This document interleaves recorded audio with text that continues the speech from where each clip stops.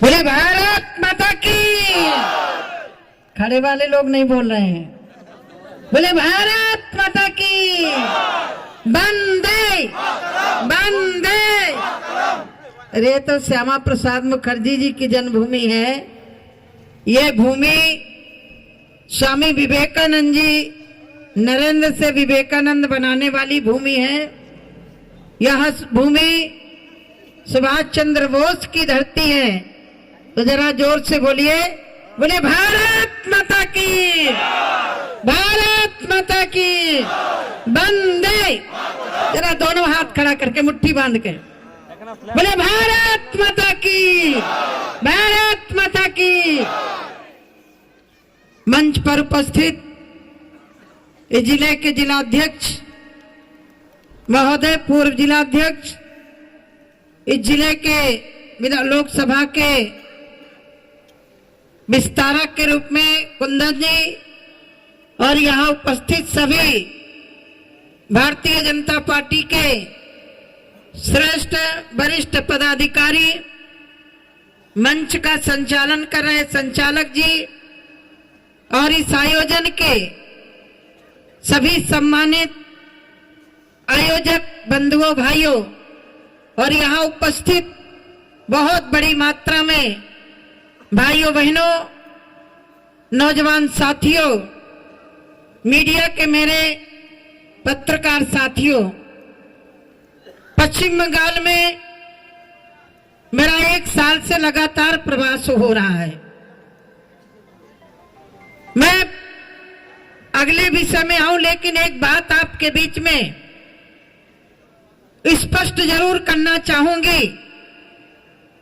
कल जब मैं मां के दर्शन करने गई, पूरी मीडिया मेरे सामने आई। मनरेगा को लेकर के बहुत बड़ी गलतफहमी पश्चिम बंगाल में तृणमूल के द्वारा फैलाया जा रहा है कि भारत सरकार मनरेगा का पैसा नहीं दे रही है। मैं आपसे ही पूछना चाहती हूं, जो आपका अधिकार है, आपको मिलना चाहिए कि नहीं मिलना चाहिए? जरा हाथ खड़ा करके बोलेंगे। मिलना चाहिए ना?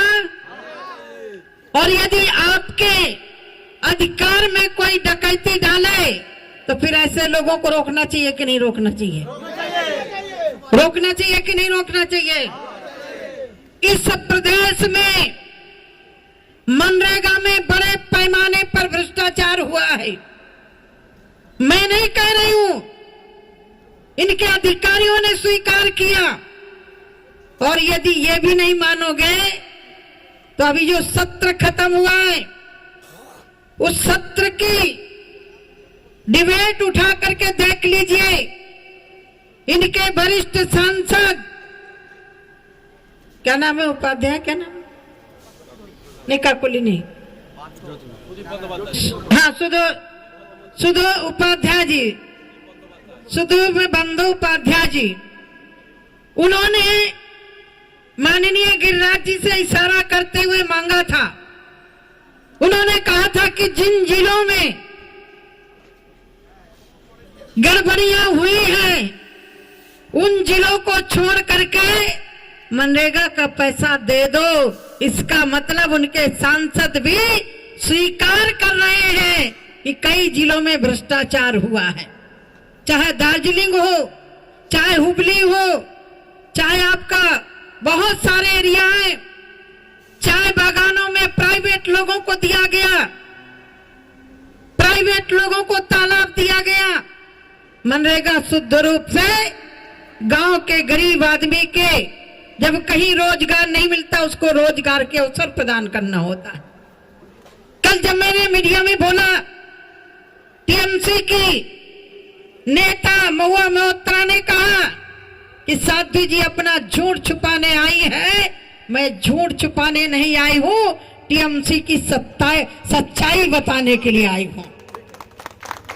आपने देखा होगा, इन्होंने कहा कि मंत्री जी मिली नहीं। मैं 2.5 घंटा अपने ऑफिस में बैठी रही, इनके सांसदों को मिलना ही नहीं था।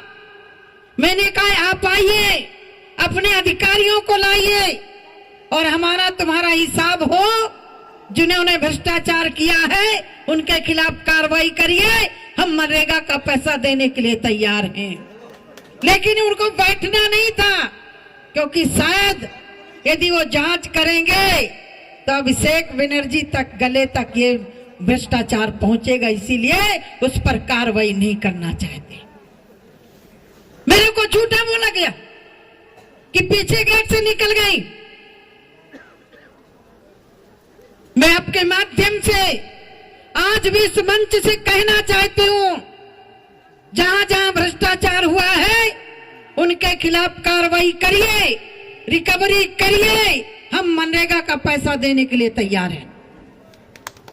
यदि हमें पैसा नहीं देना होता तो हम स्वयं सहायता समूह का पैसा दे रहे हैं, आवास का पैसा दे रहे हैं, प्रधानमंत्री सड़क योजना का पैसा दे रहे हैं, किसानों को पैसा दे रहे हैं, राज्य वित्त का जो पैसा होता है वो दे रहे हैं।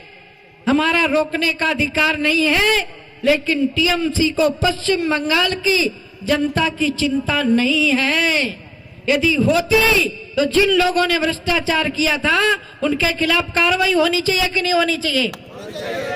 बोलो ना, होनी चाहिए कि नहीं होनी चाहिए? यहाँ तो बहुत बड़े बड़े घोटाले हुए हैं, शिक्षा का घोटाला, स्वास्थ्य का घोटाला, खेल का घोटाला, बहुत घोटाले में। उन घोटालों की चर्चा करने के लिए नहीं आए। इस देश के अंदर माननीय प्रधानमंत्री जी ने देश का गौरव बढ़ाया कि नहीं बढ़ाया? आज पूरे के पूरे इकट्ठे। अच्छा, टीएमसी, कांग्रेस, कम्युनिस्ट आपस में यहाँ लड़ते हैं कि नहीं लड़ते हैं? लड़ते। अभी स्थानीय चुनाव हुआ तो लड़े कि नहीं लड़े? अब कार्यकर्ता बीच में भूंजता है और ये सारे के सारे ऊपर गठबंधन बना रहे हैं। मैं आपसे पूछना चाहती हूँ, कम्युनिस्टों को हटाने के लिए टीएमसी को लाए थे कि नहीं लाए थे? बोलिए ना। आश्वासन दिया था कि जिस दिन मेरी सरकार आ जाएगी कम्युनिस्टों के गुंडे जेल में होंगे। जेल तो नहीं गए, लेकिन टीएमसी में शामिल होकर के गुंडागर्दी कर रहे हैं। मैं गलत तो नहीं बोल रही हूँ? सही है ना?